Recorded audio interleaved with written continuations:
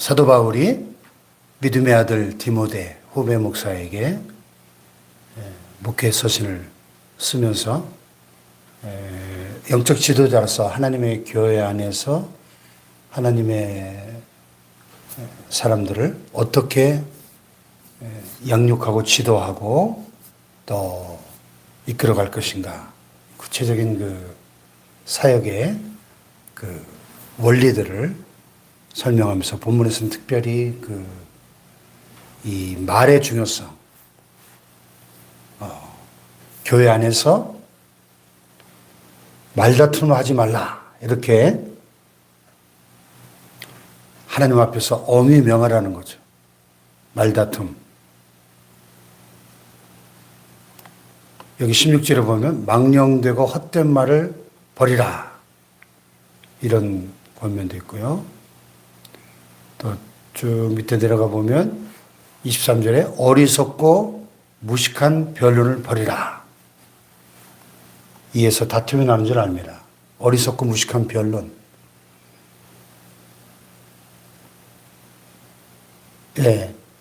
우리가 이 논쟁을 통해서 얻는 유익은 거의 없습니다. 아무 유익이 없다는 거죠. 특히 교회 안에서 이렇게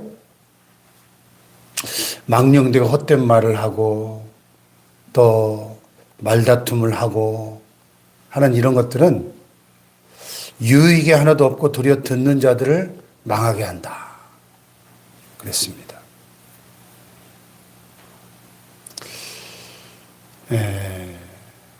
왜냐하면 그것은 마치 암세포와 같다는 겁니다. 그들의 말은 악성 종양이 퍼져나간 것 같은데 그 중에 후메네오와 빌레도가 있다.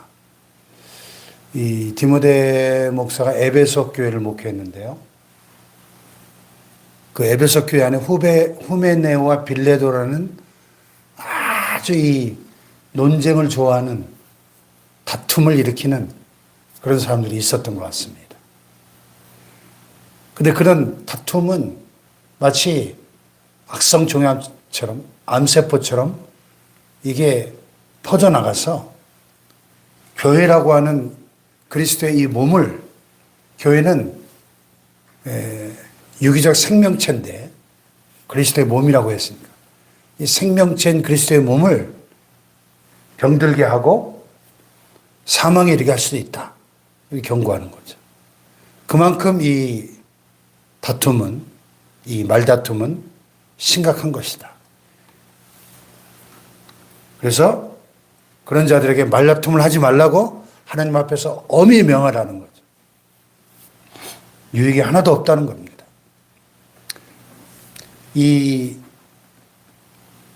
망령되고 헛된 말, 이 말의 내용이 무엇인지는 여기 18절에 암시가 되어 있는데요. 진리에 관한 그들이 그릇되었더라. 부활이 이미 지나갔다 하므로 어떤 사람들의 믿음을 무너뜨렸느니라. 아마 부활을 부정하는, 예수 그리스도의 부활을 부정하고 성도들의 부활을 부정하는 그런 자들이 있었던 것 같아요. 이것은 진리의 문제죠. 부활이 부정되어진다면 기독교 전체가 부정되어 버리죠. 그래서 고린도전서 15장에서 바울이 58절에 걸쳐서 부활의 그 필수적인 중요성에 대해서 강조하면서, 만약에 부활이 없다면, 그리스도의 부활이 없고 그래서 성도들의 부활이 없다면 우리의 믿음도 헛되고 우리가 전파하는 것도 헛되고 우리가 여전히 죄 가운데 있을 것이고 그리스도 안에서 잠자는 자들도, 예수 믿다 죽은 성도들도 다 망할 것이고, 부활이 없다면 우리가 이 세상에서 가장 불쌍한 자가 될 것이다, 이렇게 이야기했죠. 부활이 그렇게 중요한 것인데 부활을 부정하는 이런 이 사탄의 세력이죠. 왜냐하면 진리를 무너뜨리니까. 그래서 하나님의 사람은 마땅히 진리의 말씀을 옳게 분별하며 부끄러울 것이 없는 일꾼으로 인정된 자로 자신을 하나님 앞에 드리길 힘써야 한다, 이렇게 권면하고 있습니다.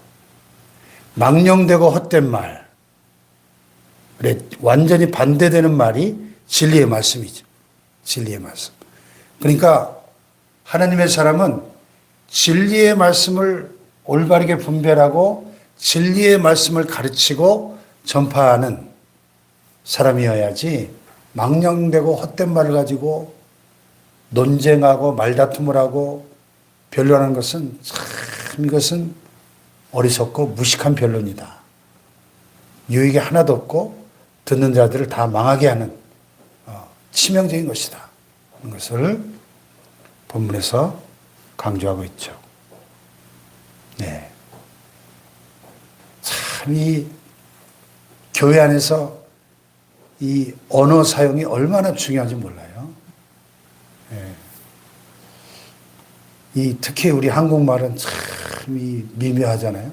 아 다르고 어 다른데 똑같은 말도 우리가 어떻게 말을 내뱉느냐에 따라서 듣는 사람의 마음을 기쁘게 할 수도 있고 상하게 할 수도 있고 듣는 사람을 살릴 수도 있고 죽일 수도 있는 것이 말이에요. 말의 위력이 어마어마합니다. 이 사람의 말은 하나님의 형상의 중요한 본질 중에 하나죠. 그래서 하나님이 사람을 창조하실 때 자기 형상대로 창조하셨는데 이 지구상의 어떤 생명체도 인간처럼 말하는 피조물이 없잖아요. 인간만 말을 하잖아요. 이게 하나님이 말씀하시는 그 모습을 닮은 거예요, 인간이. 이 말을 한다는 거는. 그러니까 이건 하나님의 중요한 속성 중에 하나인 거죠. 말을 한다는 것은 하나님 우리에게 말씀하시고 말씀으로 천지만물을 창조하시고 말씀으로 다스리시잖아요. 모든 만물을.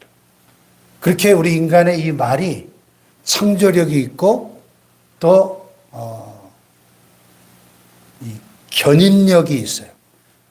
말하는 대로 그 말이 우리의 인생을 이끌고 가거든요. 견인력이 있어요. 또 각인력이 있습니다. 말에는. 한번 말을 하면 그게 사라지는 게 아니라 듣는 사람의 그 마음속에 탁 각인이 되잖아요. 말이. 또 말에는 창조력이 있어요.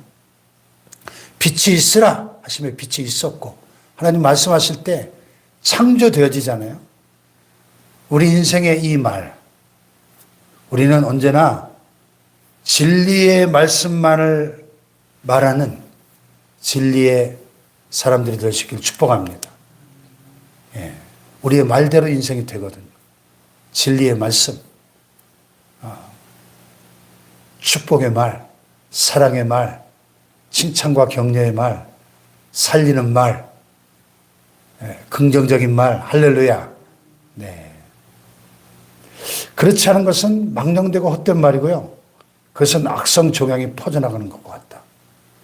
그렇게 해서 이 후메네오와 빌레도 같은 이런 악한 인간들의 입에서 나오는 그 말 때문에 망령되고 헛된 말 때문에 무너진 교회들이 얼마나 많은지 몰라요.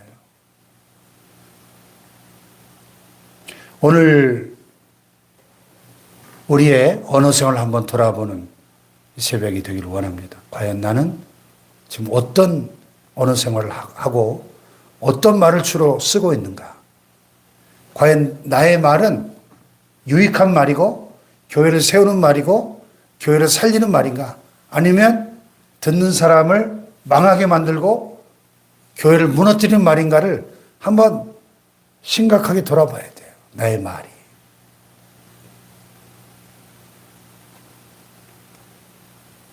네. 진리에 관하여는 그들이 그릇되었도다. 부활이 이미 지나갔다 하므로 어떤 사람들의 믿음을 무너뜨린다. 아니, 어떤 듣는 사람의 믿음을 세워야지. 듣는 사람의 믿음을 무너뜨리는 그런 말을 하면 이건 마귀의 자식 아니에요? 믿음을 무너뜨리는 거는. 마귀가 하는 일 아닙니까? 그러니까 우리의 이 입의 말은 하나님의 의의 병기가 될 수도 있고 마귀의 아주 치명적인 무기가 될 수도 있다는 얘기예요. 그만큼 우리의 입의 말이 중요하다는 것입니다. 할렐루야.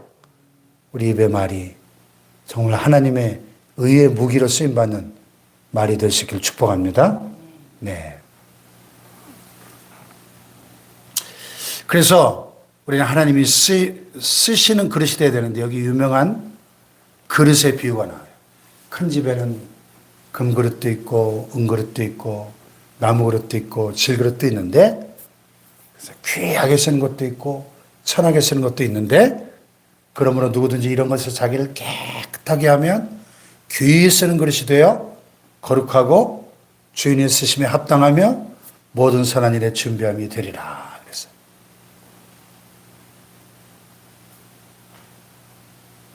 우리 주부들 주방에서 매일같이 수많은 종류의 그릇들을 사용하잖아요. 주인이 쓰기에 합당한 그릇은 어떤 그릇일까요? 뭐 큰 그릇, 작은 그릇, 다양한 용도의 그릇들이 있지만 그릇의 가장 중요한 첫 번째 쓰임받을 수 있는 첫 번째 자격 조건은 깨끗하냐는 거죠. 아무리 비싸고 좋은 그릇도 더러운 게 묻어있으면 우리가 쓰지 않잖아요. 예? 그릇은 첫째 깨끗해야 우리가 쓰잖아요. 우리는 그릇이라는 겁니다. 그릇. 하나님 쓰시는 그릇. 그 하나님 어떤 그릇을 찾으실까요? 깨끗한 그릇을 찾으십니다. 첫째로 깨끗한 그릇. 우리는 깨끗한 그릇이 되기를 힘써야 될 줄 믿습니다. 예. 그러므로 누구든지 이런 것을 자기를 깨끗하게 하면 그랬어요. 주인이 쓸 수 있는 첫 번째 조건은 깨끗하냐는 거예요. 첫 번째이자 유일한 조건이네요. 깨끗하게 하면 귀히 쓰는 그릇이 된다. 깨끗하게 하면. 큰 그릇일 수도 있고 작은 그릇일 수도 있고 밥그릇일 수도 있고 국그릇일 수도 있는데 중요한 것은 깨끗하면 쓰신다. 주인이 쓰신다. 깨끗하면. 깨끗하게 하면 귀히 쓰는 그릇이 된다. 아멘. 깨끗한 그릇으로 하나님께 쓰임 받으시기를 축복합니다. 네.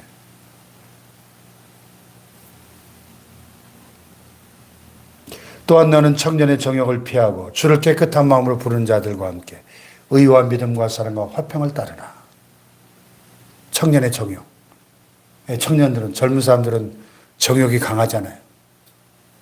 그런 육체의 타락한 욕망을 따르지 말고 주님을 깨끗한 마음으로 부른 자들과 함께 의와 믿음과 사랑과 화평을 따르라. 어떤 사람들과 교류하고 교제하느냐, 사귀느냐가 참 중요하죠. 주를 깨끗한 마음으로 부른 자들과 함께 의와 믿음과 사랑과 화평을 따르라. 아멘. 네.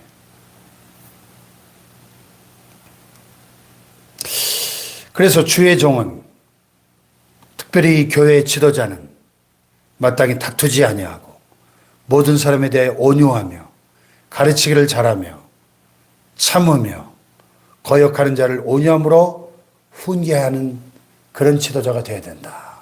이렇게 후배 목사에게 권면하고 있습니다. 다툼은 오늘 이 다투지 말라는 말이 계속 반복되네요. 왜냐하면 전도도 그래요. 전도폭발 훈련을 받다 보면 그 지침 중에 하나가 뭐냐면 권투하지 말라는 지침이 있어요. 복싱하지 말라. 아니 전도 대상자하고 복싱하지 말라는 건 뭐예요? 논쟁하지 말라는 거예요. 논쟁에서 내가 이기면 그 사람이 설득을 당해서 예수를 믿을까요? 논쟁으로 절대 전도가 되지 않는다는 겁니다. 논쟁에서 이기면, 내가 이기면, 논쟁이라는 건 이기는 사람이 있고 지는 사람이 있는 거잖아요. 그럼 저 사람이 지면 기분 나빠서 안 믿죠. 예? 복싱하지 말라는 거예요. 마땅히 주의 종은 다투지 아니야. 모든 사람에 대해 온유하며 가르치기를 잘하며 참으며 거역하는 자를 온유함으로 훈계하는 그 사람이 하나님의 종이다. 하나님의 사람이다. 그래서 오늘 저와 여러분이 우리의 남은 생애 가운데 하나님께서 귀하게 쓰시는 그릇들로 우리의 입술의 말이 죽어가는 사람을 살려내고 넘어진 자를 일으켜주고 하나님의 교회를 세워가는 하나님의 사람들 될 수 있기를 축복합니다. 기도하십시다.